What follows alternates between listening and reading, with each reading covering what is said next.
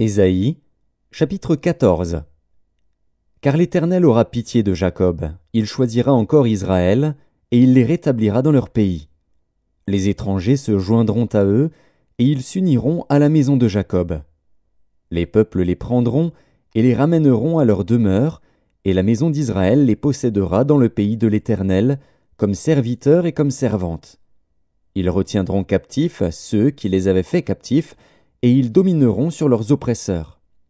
Et quand l'Éternel t'aura donné du repos, après tes fatigues et tes agitations, et après la dure servitude qui te fut imposée, alors tu prononceras ce chant sur le roi de Babylone, et tu diras: Et quoi?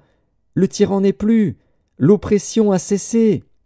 L'Éternel a brisé le bâton des méchants, la verge des dominateurs. Celui qui dans sa fureur frappait les peuples, par des coups sans relâche, celui qui dans sa colère subjuguait les nations, est poursuivi sans ménagement. Toute la terre jouit du repos et de la paix. On éclate en chants d'allégresse. Les cyprès même, les cèdres du Liban, se réjouissent de ta chute. Depuis que tu es tombé, personne ne monte pour nous abattre.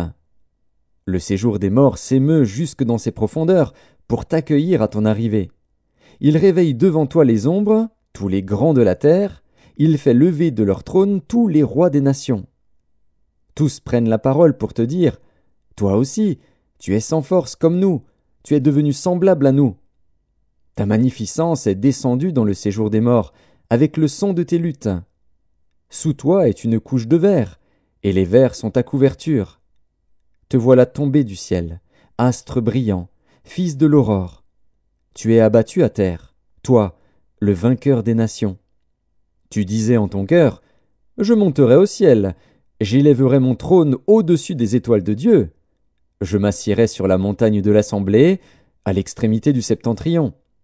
Je monterai sur le sommet des nues, je serai semblable au Très-Haut. Mais tu as été précipité dans le séjour des morts, dans les profondeurs de la fosse. Ceux qui te voient fixent sur toi leur regard, ils te considèrent attentivement. Est-ce là cet homme qui faisait trembler la terre, qui ébranlait les royaumes, qui réduisait le monde en désert, qui ravageait les villes, et ne relâchait point ses prisonniers? Tous les rois des nations, oui, tous, reposent avec honneur, chacun dans son tombeau. Mais toi, tu as été jeté loin de ton sépulcre, comme un rameau qu'on dédaigne, comme une dépouille de gens tués à coups d'épée, et précipité sur les pierres d'une fosse, comme un cadavre foulé aux pieds. Tu n'es pas réuni à eux dans le sépulcre, car tu as détruit ton pays. Tu as fait périr ton peuple. On ne parlera plus jamais de la race des méchants. Préparez le massacre des fils, à cause de l'iniquité de leur père. Qu'ils ne se relèvent pas pour conquérir la terre, et remplir le monde d'ennemis. Je me lèverai contre eux, dit l'Éternel des armées. J'anéantirai le nom et la trace de Babylone, ses descendants et sa postérité, dit l'Éternel. J'en ferai le gîte du hérisson et un marécage, et je la balayerai avec le balai de la destruction, dit l'Éternel des armées. L'Éternel des armées l'a juré, en disant: Oui, ce que j'ai décidé arrivera, ce que j'ai résolu s'accomplira. Je briserai l'Assyrien dans mon pays, je le foulerai aux pieds sur mes montagnes. Et son joug leur sera ôté, et son fardeau sera ôté de leurs épaules. Voilà la résolution prise contre toute la terre, voilà la main étendue sur toutes les nations. L'Éternel des armées a pris cette résolution, qui s'y opposera? Sa main est étendue, qui la détournera? L'année de la mort du roi Akaz, cet oracle fut prononcé. Ne te réjouis pas, pays des Philistins, de ce que la verge qui te frappait est brisée. Car de la racine du serpent sortira un basilic, et son fruit sera un dragon volant.